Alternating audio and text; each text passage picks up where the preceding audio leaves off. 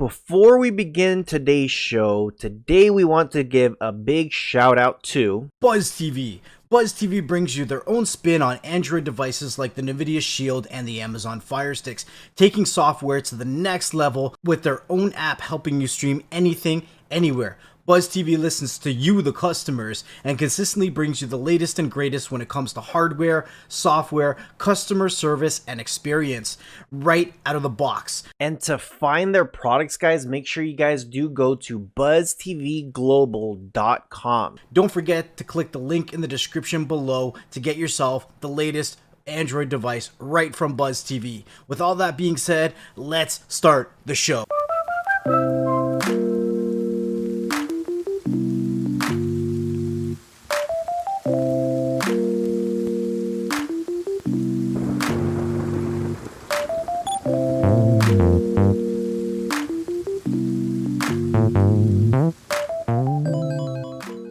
Welcome back to another Beyond the Streams episode. Next Level and I had the honor to go to a conference not that long ago called Techfluence. And within this Techfluence, they had tons of different products, tons of different stuff. And I was really lucky to get a hold of SpotOn during the conference.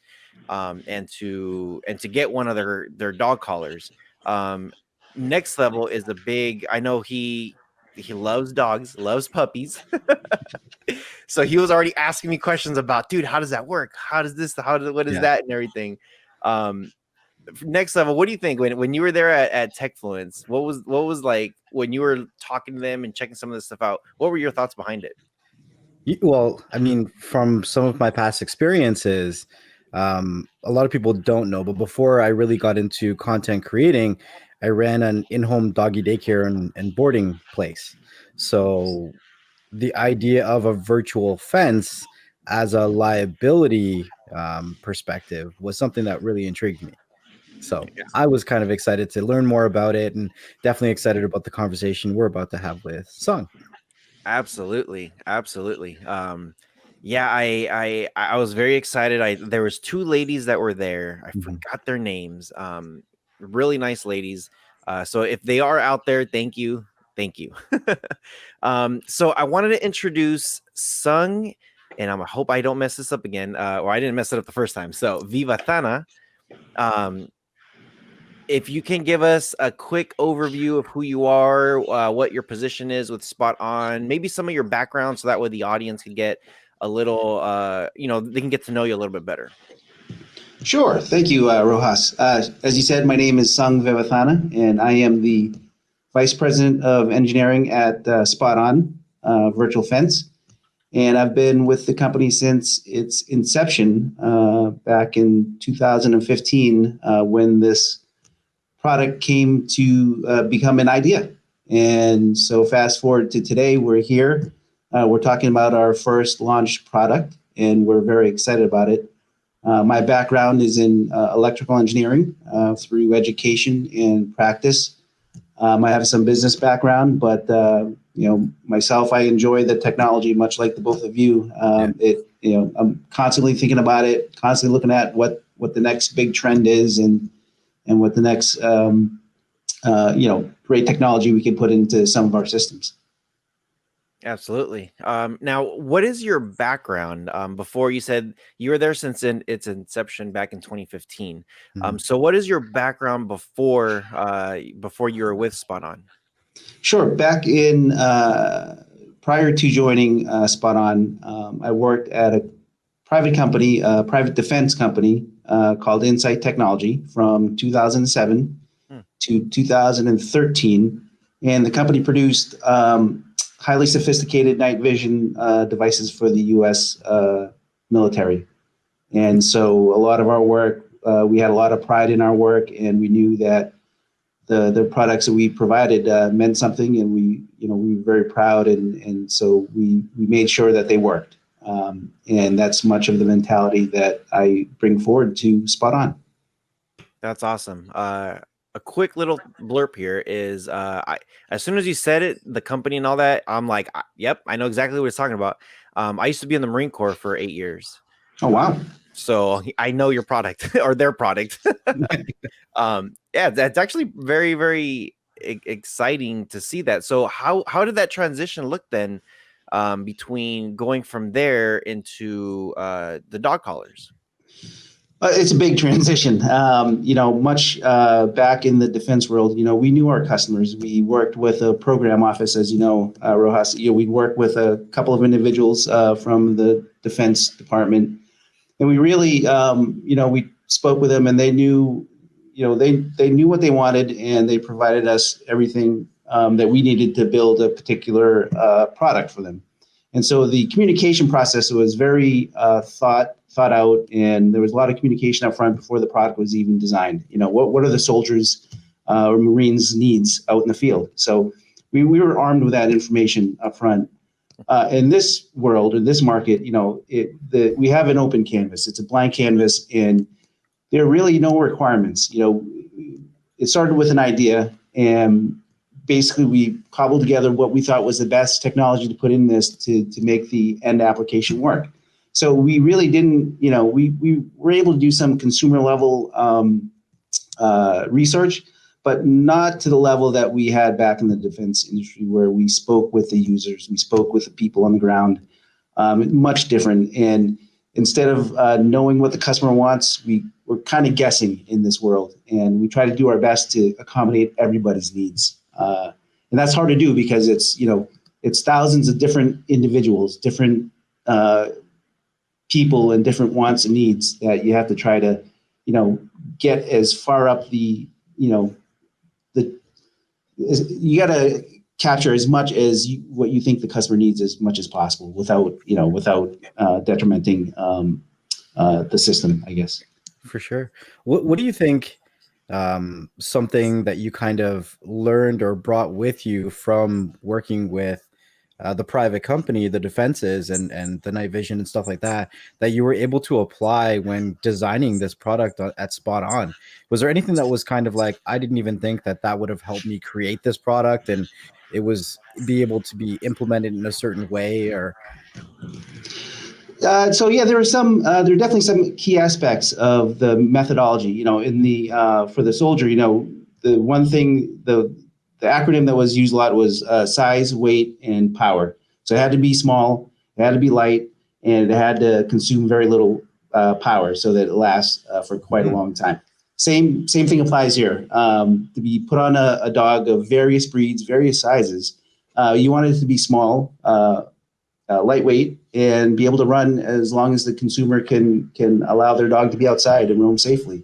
So that that approach to it really, there are parallels with the two consumer and defense industries. Also, we knew in the defense world that the importance of having a product that worked every time, and we took a lot of pride in that, and we wanted to provide the best solutions for the soldiers. And in the consumer world, we know we're working with pets, and we're finding, based on our research prior to launching the product, that families these days, they consider their dog or their pet as part of the family, and they're willing to invest money into taking care of them, keeping them happy, and keeping them healthy. So we take a lot of pride in that. And when their pets, their dogs are happy, then the families, the owners, are generally happy as well. And when you create that bond of being able to allow your dog and the owner to be happy, then we take a lot of pride in that. For sure. So here's a fun fact. There is more dogs in the United States than there are people in Canada. Did you know that? Oh, really? So I think I did not the know. population of dogs in the United States is roughly about 80 million. And the population here in Canada is about 34, 35 million. So you almost have 2 to 3 times more dogs than you do have people in Canada. I think the statistics or the ratio is about 1 in 3 homes or households in the state has a dog. And I think that, as people are kind of, this sounds sad, but growing a little bit further apart physically, like you can't really connect with people like we used to. Internet is becoming more popular. in regards to how we communicate, how we connect with people, especially with this year with social distancing. The connections that we build with our pets is more important and stronger than ever. And I think that, definitely infiltrating that market is something that is very valuable for any business. You want to make sure that, if you're going to come out with a product, that you can get it in as many households as possible.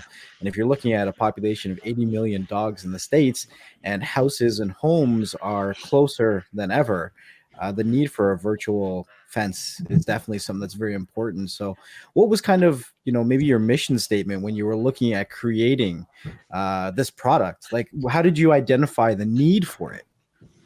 So we, based on our initial research, we felt, okay, what's out there in the market? Okay, even before that, if I could recount a little story about how the idea came about. Our investor, so back in my days at Insight, our investor now, he owned that company. He owned that defense company. In 2010, he sold it to a larger defense company. And in 2013, I left the company because of the acquisition, and it just wasn't the same company anymore. So fast forward 2 years after that to 2015, he called me up and asked if I wanted to get back together with a couple of other people and do something cool. And so the way he framed up the company is he had a gentleman that installed and serviced his irrigation system. And he has quite a large piece of land. And he had some pastures where he let his horses run around. And one day he came up to him, the gentleman that the landscaper / irrigation service person, he came up to our investor and said, hey, is there something, he knew his background in technology. He asked him, is there something you could do to help me prevent from cutting into these invisible fences that people own to keep their dogs in their yards? Because he would accidentally cut in those lines and it would render those systems useless and not working. And people obviously got mad at him. So he asked him, is there a way you can make it wireless? And so that was the premise of 2015 when I came aboard. He had asked me to think about it. And I said, I took a day to think about it. And I said, absolutely, it could be wireless. We can make it GPS based. And so that was kind of the beginning of the whole concept. And so, we looked at what, that buried wire fence, what was out there in the market share that they had. The way that the technology keeps the dog contained, that hasn't changed for 40 years. But the actual implementation of it has been the same, meaning you bury a wire in the ground and it goes into a part of your house, and it's very limited in terms of the size and the shape that you can make. And so when we saw the market opportunity to improve that vastly, we thought, yes, there is a market for this. We could take what's been working for the last, few decades and take it to the next level, if you will, no pun intended. Yeah. And so that's what we set out to do.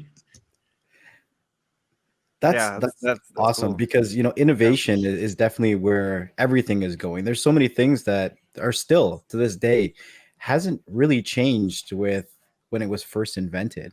So I understand it's a virtual fence. Can you tell us a little bit more about how it works? Absolutely. So it's self-contained in a collar, and there's a mobile application you can download to use with it if you choose. But it's self-contained and autonomous, which means it's portable. It's an advanced portable system that has a GNSS system, which is Global Navigation Satellite System. And all that means is it's multiple constellations. And everybody knows what GPS is, and that's synonymous with location tracking. So that's the US-based navigation system. There are two other large ones that are global, GLONASS, which is the Russian constellation, and Galileo, which is the European Union constellation that just came online a couple of years ago. Mm-hmm. And so we track all three at the same time, and we're the first system in the pet wearable market that tracks all three at the same time. And the rule of thumb there is the more visible satellites you have, the better the location accuracy. And I'll tell you why that's important in a little bit. So it comprises a GNSS receiver, a highly sensitive active patch antenna that is also patented, and it also augments the GNSS information or signals with inertial navigation sensors. And combining all three of those things makes this the most accurate pet tracking / containment product out there. And it's portable. And like I said, you're not now refined to your home. You could take it anywhere with you along with your dog. And you could create virtual fences anywhere you go. Now, is this anywhere around the world or just in certain, like the States, Canada, maybe? Is it only certain areas? So we've designed it so we're only allowed to sell it in North America. But if somebody were to take it overseas, it would still work. It's based on the same GNSS principles, whether it's in North America or in Europe or anywhere else. So I played with the app a little bit. Well, actually a lot. I went outside and at first I was trying to test it inside, and it was like, we can't find you. So I was like, okay, let me go outside. Yeah. And the second I went outside, then it was, I was literally holding the collar and just, running around. Wife was looking at me like, what are you doing? I'm like, leave me alone. I'm playing with this. But I thought it was really cool how it, like some of the technology on the app, like you could track exactly where it's at. It even gives you like, I don't know if you want to call it like cookie crumbs. Like it gives you like a path, like where it's been at. So like with that technology, if I can take it somewhere, let's just say I go to I don't know, Australia, and I know, or even I'll pick on Hong Kong only because I've been there. When I went to Hong Kong, I had to connect to their Wi-Fi for my phone to work. The caller, I guess, will the caller automatically read it? Let's just say if I do take it somewhere else, will the app automatically read the caller and say, okay, I know exactly where you're at. I know where the caller is at, and it'll pull up everything, like all the maps, everything absolutely from there? So that's a great question, Rojas. So there are a few different things that you mentioned there. There's obviously the location technology part is available for free around the world. So it's the GPS, GLONASS, Galileo constellations that 24 hours a day, 7 days a week provide the GPS signal so that the receiver can triangulate your position anywhere on Earth, with the exception of the poles. Obviously, no one really lives up there, so there's no need to cover those areas. So that's first and foremost. So the receiver on board in the caller can triangulate its position anywhere on Earth. Now, to convey that position information to your cell phone, you are correct. You have to have either Wi-Fi connectivity or cellular connectivity, one of the two. It's basically any access to the internet. So that's for your phone. The caller, in order to transmit that data, also has to have internet connectivity. So in North America, we use AT&T and T-Mobile, the 2G, 3G spectrum, to transfer that location information to a cloud server that then transmits that to your app on your phone. Now, in Hong Kong, and this is why I caveated, yes, it can work. You can create fences anywhere in the world. However, in order to communicate that data, you need to be able to, the caller needs a cellular network. So if we set out to design a caller to work in Hong Kong, we could have. And what I'm saying right now is it's possible that it could work because the cellular module we have in the caller is a global cellular module, which means it works on different 2G and 3G networks around the world. Now, there are probably 200 to 300 carriers that are under that umbrella. So I'm not, I can't say I'm an expert in coverage area in Hong Kong, but I could say that we have had people take their callers to Europe in the sister networks of AT&T and T-Mobile that are widespread in Europe. It works. And the caller can communicate the data from itself to the phone through those networks.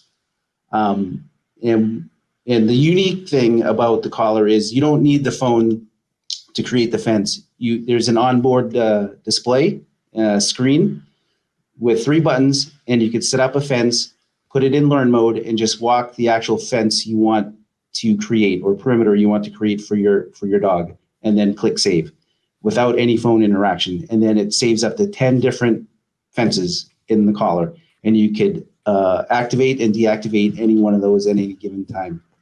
So you don't need the phone app to do all of that. What the phone app is very useful for is if your dog does breach the boundary, you get a notification on your app that says, "Hey, Fido left the boundary." You can start tracking now.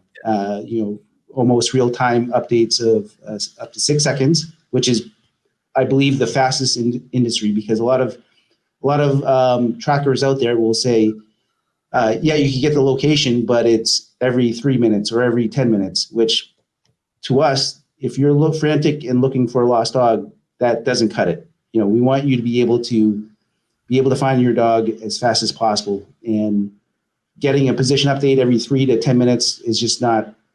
It doesn't work, because your dog is long gone by the time you get to that last location update that you received. Yeah. So we felt the balance between size, weight, and power. So obviously, the more the collar transmits, the more power it uses. So we felt that with 6 seconds of transmit time, we were able to give you 8 hours to be able to find your dog. And we felt 8 hours should be plenty of time for you to find your dog. If you're one of those owners that you feel comfortable leaving your dog at home and you're at the office and you get a notification that your dog left the boundary, that 8 hours should be plenty of time to either call somebody or go find your pet yourself. So when we talk about, possibilities of using it in other countries and other networks, does the actual collar itself work off of a SIM card like a phone would? Correct. Yep. We have so there's a couple of there's what's called network operators, which you've heard of, the AT&Ts, the T-Mobiles, the Verizons. They actually own the infrastructure. They own the towers. They own all the fiber and all the copper that's routed throughout the world, and these transceiver stations that basically take the data and transmit it up to the internet. So those are the guys that actually own the infrastructure. And then there are these other guys, the in-between guys that are called mobile virtual network operators, which basically they have contract agreements with the network carriers and offer Internet of Things providers like us with data plans that you don't need gigabytes per month of. You only need megabytes to be able to transmit small amounts of data. And so we work with a mobile virtual network operator to give us the access to the AT&Ts and the T-Mobiles of the world for North America, or let's just say for the US. For Canada, Rogers, what's the other? Bell. Canada. Yep.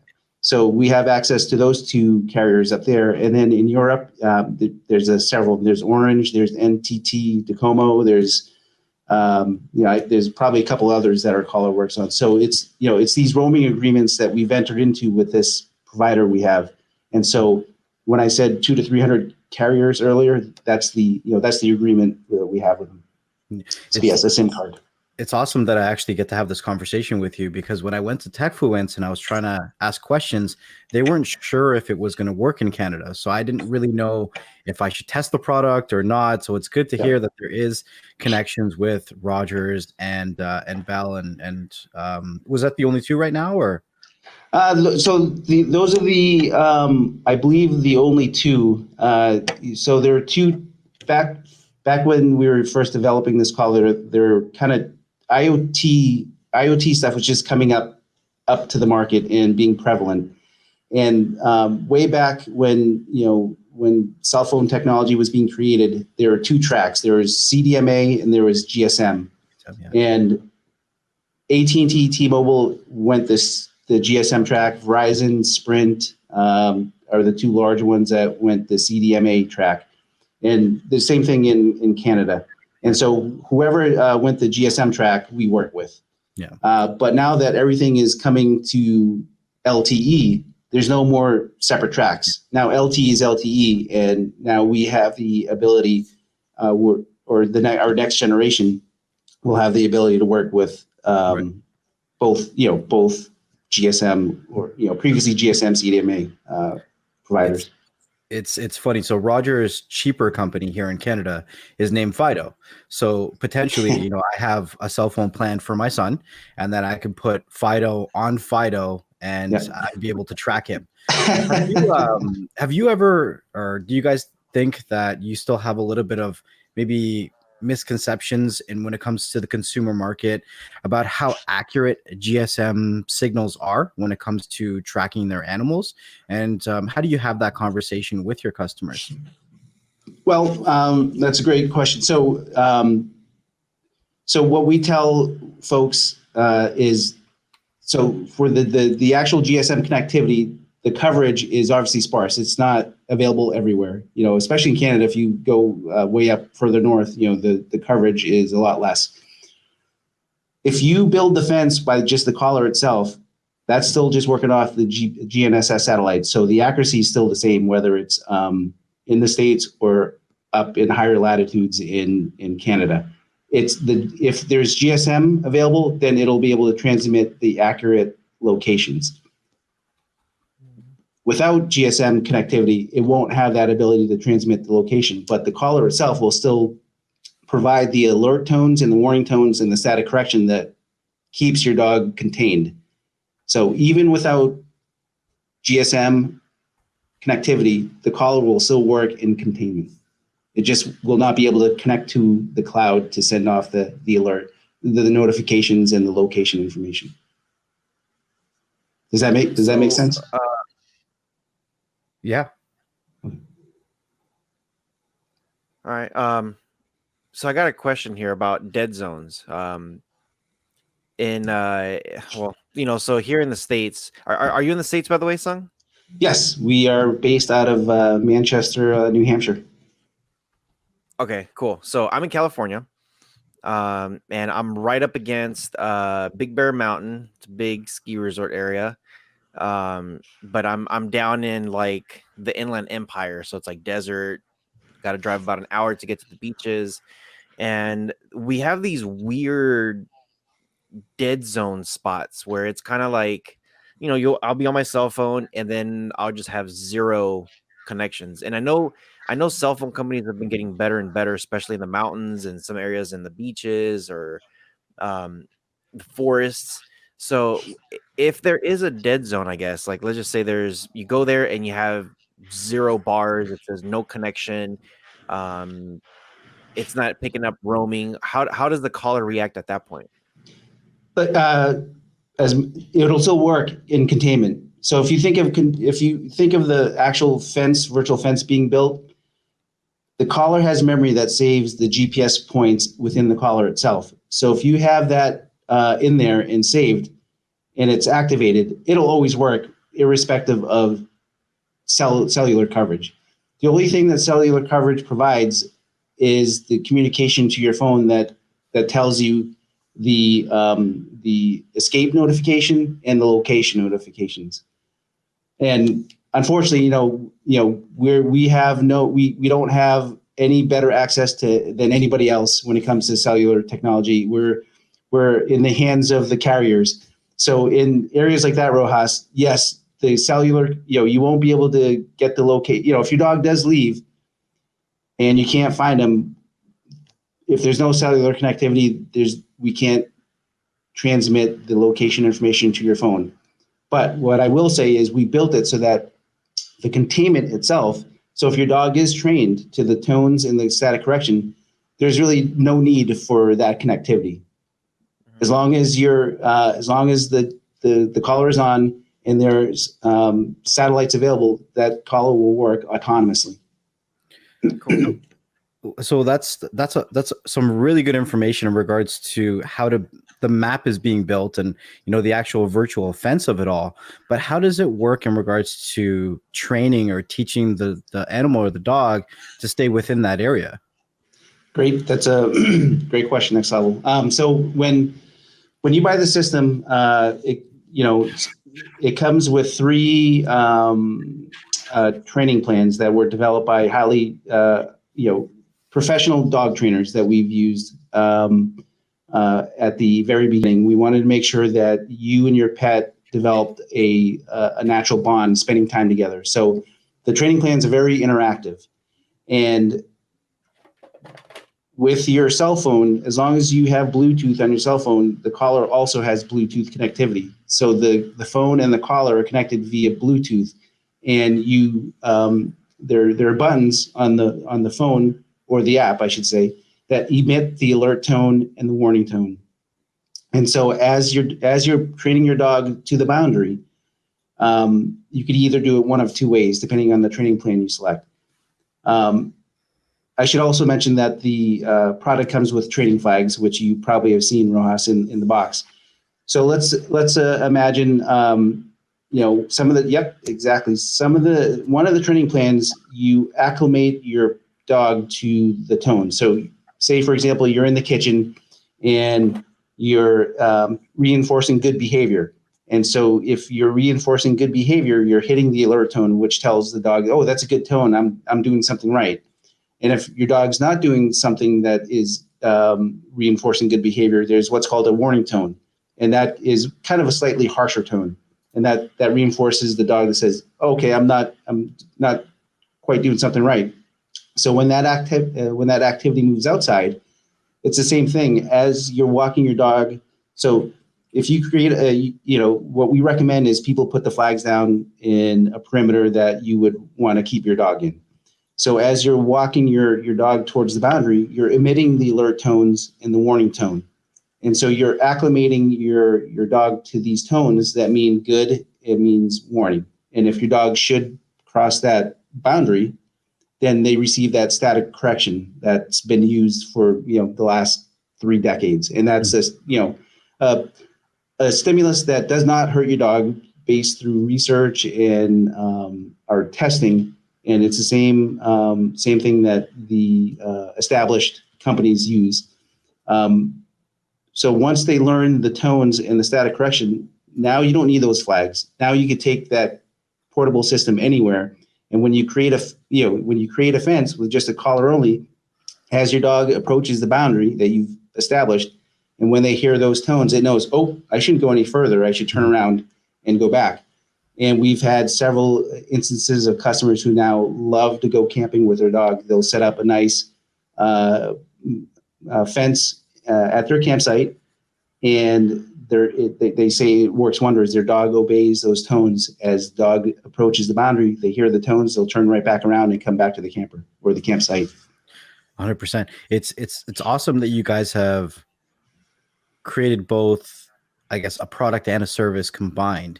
A lot of times when I would look at, products, services with dogs, it needs that training perspective, right?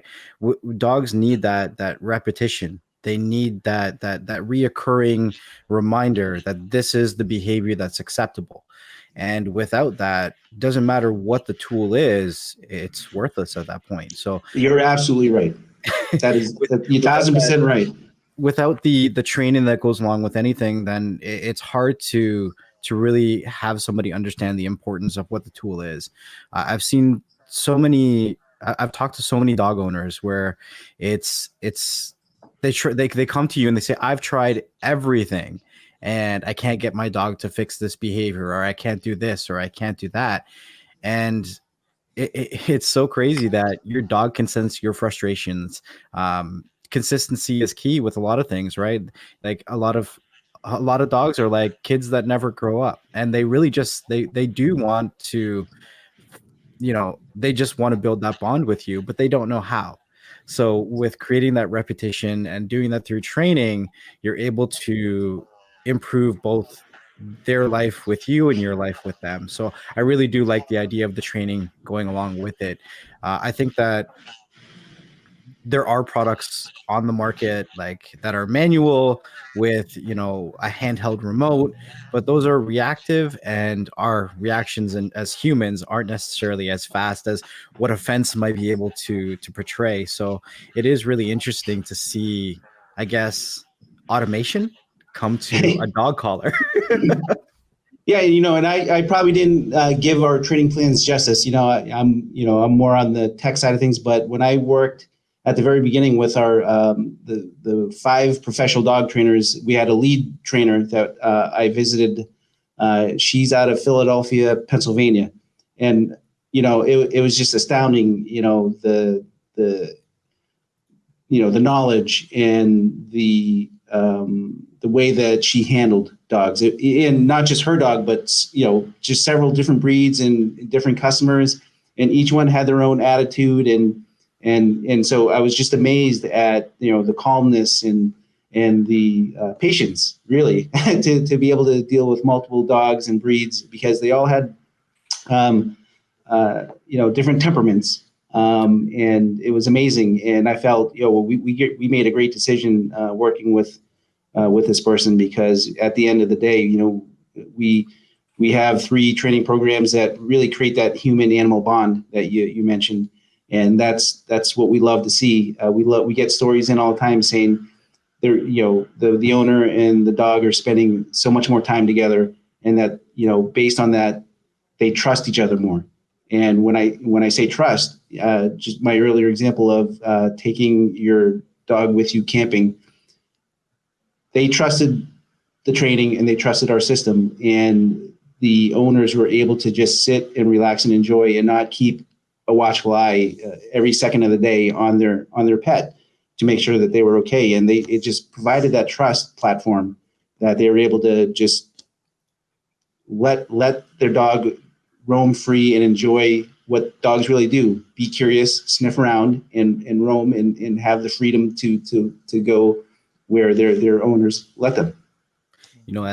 As dog owners or pet owners, you really want to let them be part of the family and not so much a pet. And by giving them that access to that freedom, you're allowing them to be more part of the family. You don't always have to be mindful of, oh, where is he? Are they on a leash? Because some people will put on these, big retractable leashes or a stake in the ground, and those have their own danger. 100%. Like, retractable leashes are probably one of the worst things when it comes to tangling and pulling and clotheslining, like whatever you want to call it. And then stakes in the ground, it's the same kind of thing. Like those have their own faults. I mean, they can get out.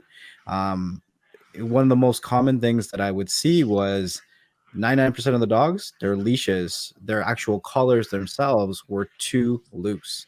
And no matter what you would try to do, they would slip out, they would get away, and that defeats the whole purpose. So I guess that would be step 1 of your whole training. Make sure the collar is secure. Yes, we get that all the time. Our customer service team is flooded with, how do I know it fits? How do I know it's going to fit correctly? Is it the right size? So we have a great customer service team that loves to help our customers, through the opening the box, to training, to allowing their dogs to roam free. A quick question for you, Next Level. Where are you in Canada? I'm about 30-40 minutes away from Toronto. Okay. One of the trainers we worked with was right outside Toronto. I forget the exact town, but really one quick customer story. We have a customer way up in Calgary, huge open space, farmland, and she raised sheep and cattle, and she has probably over close to 200 acres of farmland, no fencing. And to build a fence to contain her sheep and cows would have cost her an arm and a leg. So she has a working dog, a collie, a border collie of some sort. Yeah. Yep. And she has our collar. And what she did was, this is crazy. She got on an ATV or some utility vehicle, held the collar up, and drove and created a 120-acre fence. Wow. She put, she did a couple of different sizes. And so she would put the collar on her working dog in the morning, check on her working dog, 2-3 times a day, just make sure, because at 120 acres, you can't see him. So she wants to know his location. And so she'll check a few times during the day, and at the end of the day, he'll come in and she'll put it on the charger and ready to go for the next day. And so, way up in, somewhere way up in northern Calgary, there's still cellular connection, and she was able to do that. Yeah, I lived in Calgary for about a year. So before I got into working with dogs, I was executive director of retirement homes. So I am born and raised in Ontario, but I had got employed by a retirement home company, and they shipped me to Calgary. So I lived there for a year inside their retirement home residence with the residents. And then they had moved me from Calgary to St. Catharines, then Hamilton. And then eventually the company got bought over, and I decided to change what I was doing. But it was definitely a wonderful experience to see what Calgary was all like, because it is a beautiful place out there. There's a lot of good places just outside of Calgary, a lot of big open land, a lot of mountains. Definitely a great place to own a dog. Yes. Mm-hmm. Yeah, that's cool. So I have here the collar. Yep. I do got it, and I gotta say, I did play with it for a little bit. Is there? So the one thing I didn't test out, I wasn't gonna throw it on myself. I almost did. I'm just like, well, maybe I should, just for the hell of it. But it does have the two little connectors there. Now, does that give it just like a vibration? Does it give it like a slight shock? Yes, that is exactly what it is. So what we like to call it static correction, but yes, it's a stimulus or a shock, as most people refer to it. And it's, during the winter when you shuffle your feet on the rug and you touch like a metal doorknob, that's what it feels like. And we've had it fully certified and tested that we're not doing any harm or damage to any pets or dogs. And so you could either choose to use it or not. So as you just showed there, Rohas, it's removable. Those probes are removable. You could actually turn the correction off and just go by the tones only. So it's completely up to you and your pet and the temperament of the pet and how well-trained behavior your dog is. Or you could choose to put the probes in and use it. And I actually developed that circuit myself, and trust me, I've put my hand on it. My kids, they volunteered, and some folks in the office here as well. And so even at the highest level, it causes me to move my hand to take it off, which is about the level of the stimulus. It depends on, some people are more sensitive to that than others. It depends on the makeup of your skin. Depends on the makeup of your dog's skin, the coat, the fur, all that stuff. And what we like to say is, set it at the very lowest level and work your way up. There's 30 levels, and usually you can start feeling something at like level 4 or 5.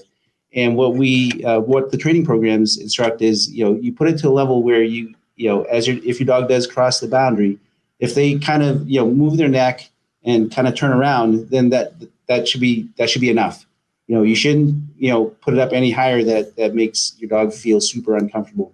Right. And what I could say about the competing systems is, the same person that installs the wires in the ground is the same person who trains your dog. And from what we've researched and surveyed many people, their dogs they're afraid to come out for the next week because they have it on like sky high, and they drag your dog across the line so that they could feel it. And we didn't want any part of that. We don't feel that that's proper training, and that causes your dog to be very scared of being outside and walking around. So we want to do the complete opposite of that. And so that's why we work with professional trainers to develop these programs. Yeah, I really do appreciate that. Like the sound thing, I think is awesome. They have those little clickers. But I think because it has the built-in sound, then that's great. You know, the dog knows, okay, cool, I gotta turn around, come back. And then you do have that extra measure, like you said, like 30 different levels. That's good. Because yeah, it's you know, there's a lot of people. I like to every time I look at like shockers, like if it's something like shock, I always say like, look, remember back with those little 9-volt batteries, you put your tongue in it, you're just like, like if you're like, okay, cool, I could feel it, then imagine how a puppy would feel it. Yep. And so I like how you explained that from 30 levels, you really don't feel anything to level 4 or 5. Because that's what I would do. I would put them on, and I'll be like, okay, here we go. Put my hand in water. Okay, guys. So that's great. That's really good that it does that. Now when it comes to waterproof, I did see the little thing here at the bottom. Like the first thing I thought was like, man, this thing is it's built, it looks like it's built so that way if the dog jumps in the pool or something, it should be okay. And then I did see the charger here at the bottom. So how well does it work if a dog were to jump in the pool? Great question. So we designed it to be what's called IP67, which is waterproof. And it's really the true definition of it is it's able to survive underwater for 30 minutes at 3 feet. So if your dog jumps in the lake, pool, splashes around, no problem at all. It works. And a great selling point, and a lot of people do this, is a lot of people live on either a lake, pond, some sort of body, water, ocean. What they do is when they create a fence, they start at one side of their home. They'll walk around the front side and create a boundary in the front and walk around to the back. And let's just say for a second, their backyard has a big lake. What they'll do is they'll hit pause when you're creating the fence. They'll hit pause. They'll get in a canoe and canoe out into the water a little bit and continue creating the fence so that the part of the containment includes some of that body of water. And now their dog is able to go swimming in the water and still still be contained. And we get a lot of people who love to show their fences because they could show us from their app that includes a nice body of water. Because a lot of folks have homes on lakes, rivers, ponds, and whatnot. So that's why we knew dogs love water. There's no ifs, ands, or buts. So to put something out there that goes on a dog and it's not waterproof would have been futile. Yeah, for sure. Yeah. I wanted to add a little bit more context in regards to that vibration or that static shock.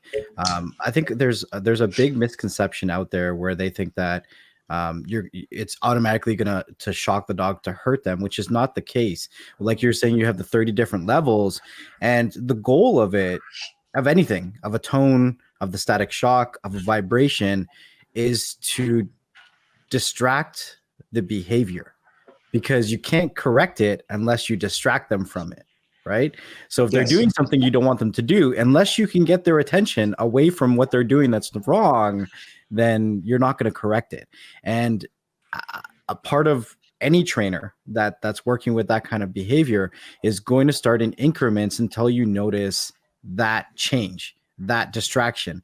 And then you work from there. You're not going to start at 30 and work your way down. You would start at the smallest sound, vibration, static shock, whatever it is. I mean, most of the time you would start with the sound, and then if you're not getting the distraction deterrent from the sound, you would go to the vibration, and then if it's still not working, then you would go to another means, right? But it's never a means to hurt the dog. You're just looking to distract them from whatever the behavior is that you're trying to correct. And that's usually how I would explain it to people when they were trying to correct the behavior with the dog. And it's nice to see that you have the difference, with the tones as well as the static. Does it also have the vibration as well?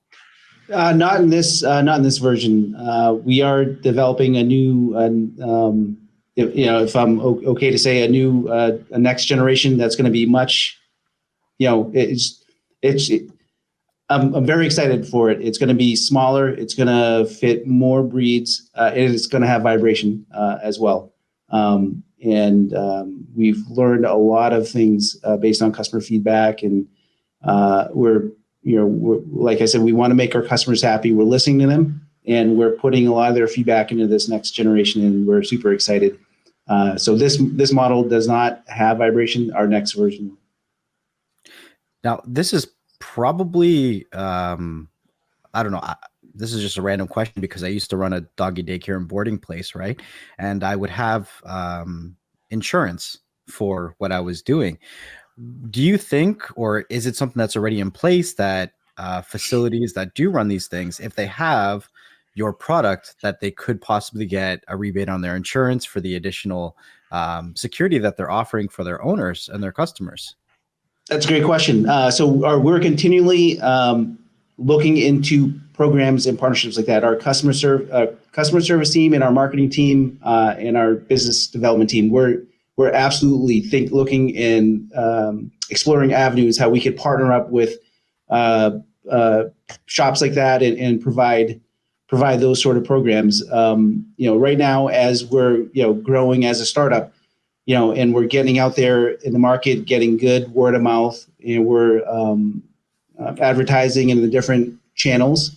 But we're also trying to grow organically, and that's one of the avenues we're looking at. And I don't know all the details, but I know that based on my weekly managers discussions, that things like that are on the table. Mm-hmm. Awesome. Yeah, some really, really good information. If anybody out there is really interested in getting one of these collars, we're going to make sure we leave all that information below. So one of the last things that we do here is, of course, everyone's going to want to know the price. Everyone's going to want to know where can we get this stuff. And if you can give us a little bit on that, that would be helpful for the users too. Sure, absolutely. So if I could so the price is $1,495, and it's direct right off our website. And what I could say is that price point, yes, it may seem high to some folks or many folks, but we look at the value of the product and the comparison to the cost to install either a physical fence. If you're allowed to, most suburban homes have covenants where you can't put up a physical fence. So then you install the buried wire fence. And for systems like that, you're running $1,500 to $2,000 for a half acre. We have no limit in size. Like I mentioned earlier, you could build a 120 acre fence, or you could do a half acre and up fence. And there's no limit to the shape. So if you're trying to build a physical fence or buried wire fence, you're talking at least a couple $1,000s for a sizable property. And what you don't get is the feedback. If if your dog leaves those fences, you don't know until you're outside looking. And with our system, you get the feedback that your loved one has left the containment. So based on the value that we're providing to consumers, we felt that was that price point was of value. Yeah, absolutely. I'm thinking that, if somebody's building a wired underground fence of some sorts for their acre, their farm, wherever they're at, it's not like you could take it out of the ground and say, hey, I'm going to take this to the beach now, or I'm going to take this to the neighbor's house, or you can't really do that with those things. This gives you that flexibility. And even if you don't have an acre, even if you have, just if you're in the city, you got a backyard, you got a good 3,000 square footage house, then it's still, like, for me, my sister's got dogs, she's got some big huskies, and she's like, I ain't taking them to the beach because one's gonna go that way, the other one's gonna go that way, and then the third one's just gonna disappear in midair. So I think this stuff, opens up that door where you're just like, hey, you don't have to worry about having them take off. You train them, you teach them how the sounds work, and once they get used to that, then you can start opening up the neighborhood, the parks, the beaches. When you go on vacations, like it's like it's endless, really. It's really opens up a whole world for your dogs. So this is normally the last part of the show.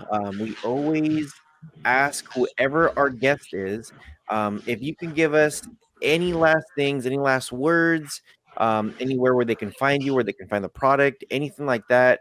Feel free to take the platform. Go for it. Sure. You can find us and research more about us at www.spotonfence.com. And you could also look that up on Facebook, and you'll find a lot of feedback from current customers and obviously former customers. We want to be transparent. The system's not for everybody, and it's not for every dog. Not every dog can be trained, and not every dog will respond to the training plan. So we're well aware of that, and we say if it's not a system for you, then send it back. And we'll give you a refund. And so what we really want to do is provide people with that value you mentioned, Rohas. At the end of the day, you be able to travel with your dog. You don't lose your investment if you move. You can take it wherever you go. And that's the key is we want your dog, whether at home, to be able to roam around, be curious, and do what dogs do, be outside and run around and be safe. Because the alternative is not being, your dog not being safe, and we could go down the track of what things can happen, with busy streets and whatnot, and that's the last thing we want to have happen. And so that's one of our goals is to keep dogs safe and happy, and we hope, and we are doing that for a lot of customers, and we hope to do it with future customers as well. I wanted to just quickly say, you were exactly right when you say it might sound steep to certain people if they don't understand that price is not for a product, it's for an experience.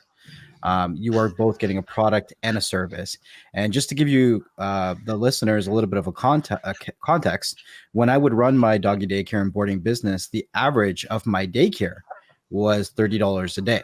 So if you look at $30 a day, if they're staying with me for a month, you're looking at $900, right? And if you're able to put that in a place that is home for your animal, make them feel comfortable, and build that virtual fence for them, you're able to get that aspect and not have to tie yourself to one place. Because I've had customers where they would move, or even customers that would go through a divorce, and they would be fighting over how to get their pet, their animal, their dog to doggy daycare. And this allows them to have that safety and security, maybe not the full experience, because one of the things for the doggy daycare and boarding was interaction, was learning to socialize. But I mean, 2020 is not a year about socializing. So Yeah. this has definitely been a very good experience. I've had a very good conversation, learning a lot about SpotOn. I wanted to say thank you for taking the time and the opportunity to really talk about the product, the innovation. It is a product that I strongly believe has to have word of mouth, because if they just see a collar and a price tag, they'll never understand the experience. So thank you very much on behalf of Beyond the Streams, Rohas, and myself. I do hope that we have more conversations in the future, because I think that there's still a lot more to talk about now that you're hinting towards new products, new innovations, and all that kind of good stuff. So thank you. You're welcome. Well, thank you guys for having me. I appreciate it. And this is part of the exposure that we love to have and we want to have. And you guys, you've obviously done a great job asking questions. And some of the things you've said, I couldn't have said it better myself. So I appreciate that, and I thank you very much for your time and your